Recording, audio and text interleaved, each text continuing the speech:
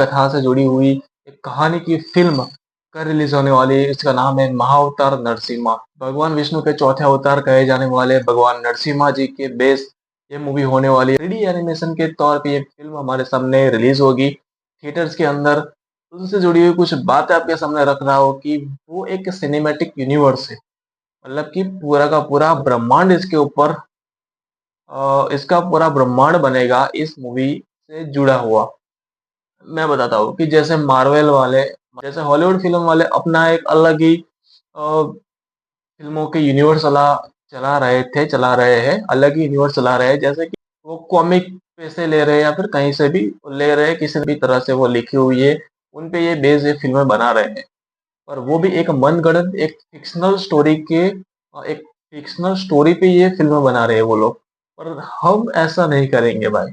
हमारे पास हमारे खुद की बहुत सारी पौराणिक कथाएँ जीवंत रूप में, जीवंत उदाहरण के रूप में, जीवंत स्वरूप में हमको मिली है, जो कि पहले हो चुकी है, वैसी कथाएँ हमको मिली है। बहुत सारी ऐसी प्रसिद्ध कथाएँ हमारे सामने है क्योंकि पूरा का पूरा ब्रह्मांड हमारे ईश्वर ने बनाया है भाई। पूरा का पूरा ब्रह्मांड हमारे ईश्वर ने रचा है। धरती लोक, पाताल लोक, भूल लोक, स्वर्ग लोक, तीनों लोक जीवित जीती जागती पौराणिक कथा है, पौराणिक इतिहास है हमारा।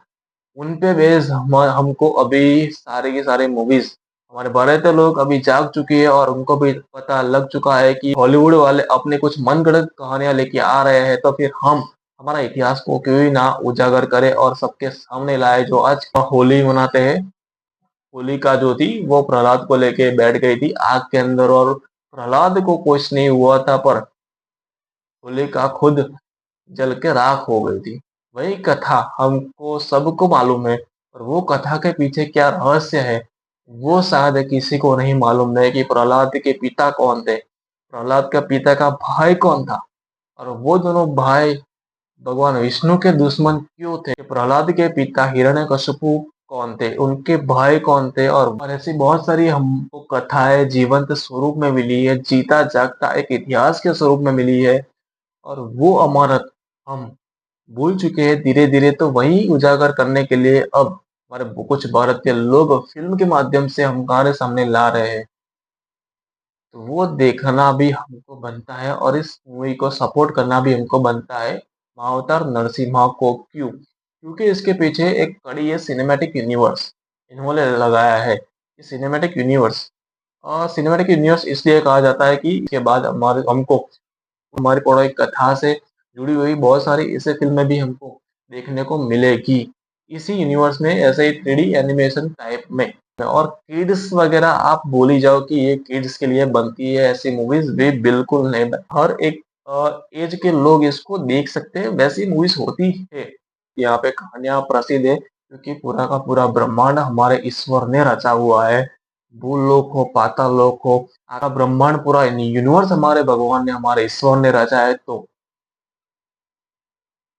हॉलीवुड वाले तो फिर फ़िक्शनल लाते हैं, हम हमारे प्राचीन कथाएँ ला रहे हैं। हमारे हमारे प्राचीन कथाएँ आपके सामने ला रहे हैं। मैंने देखा कि इनके जो शोज़ है महाअवतार नरसिम्हा के, कहीं पे 1 शो है, कहीं पे थिएटर के अंदर तो बिल्कुल कोई भी एक भी शो नहीं है। कुछ थिएटर के अंदर एक भी शो नहीं है और कुछ थिएटर के अंदर 1 आध 2 शो लगाए गए हैं पूरे दिन के, और वो भी दोपहर के भाई।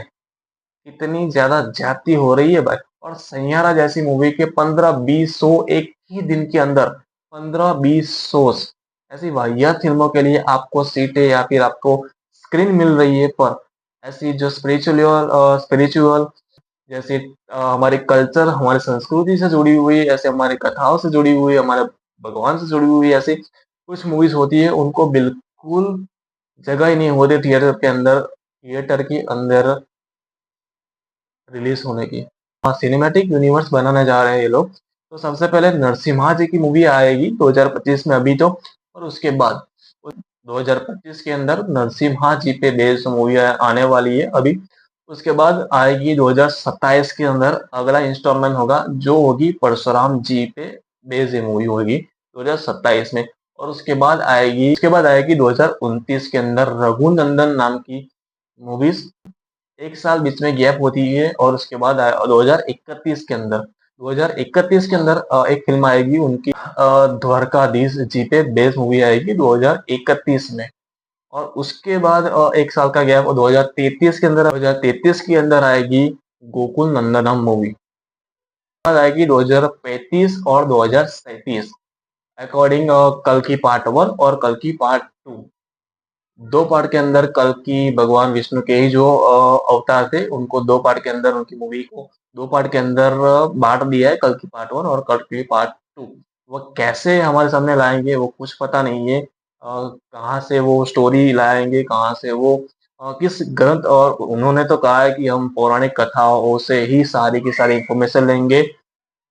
कथा जो हमारे पुराणों में है, वहीं से हम सारी स्टोरी, सारे ग्रंथ से हम इन्फॉर्मेशन लेंगे और वहीं से वैसे का वैसा ही हम दिखाने का ट्राई करेंगे हमारा। और उन्होंने वैसा ही हमको ट्रस्ट रखने को बोला तो है। वो महाअवतार नरसिम्हा मूवी को देखना पड़ेगा और वो कैसे हमारे सामने वो लोग प्रेज़ेंट करते हैं महाअवतार नरसिम्हा को, फिर हम उसको उन पे बहुत ज़्यादा ट्रस्ट कर पाएँगे वैसे तो। कह रहे थे लोग कि 3D एनिमेटेड को बच्चों और किड्स के लिए ही ज़्यादातर मानते हैं। तो क्या ये मानने से इनकार करेंगे कि नहीं, महाअवतार नरसिम्हा हर एज के लोगों को देखनी ही चाहिए। तो देखते हैं कि इनको कैसा प्रतिसाद मिलता है।